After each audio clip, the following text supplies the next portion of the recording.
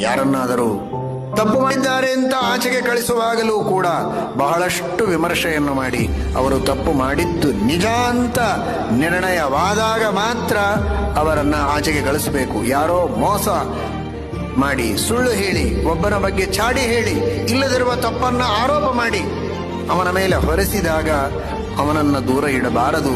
ದೂರ ಇಟ್ಟು ಅವನ ಜೀವನಕ್ಕೆ ತೊಂದರೆ ಕೊಡಬಾರದು. ಅವನು ತಪ್ಪು ಮಾಡಿದ್ದೇ ನಿಜ ಅಂತಾದರೆ ಮಾತ್ರ ಅವನನ್ನು ದೂರ ಇಡಬೇಕು.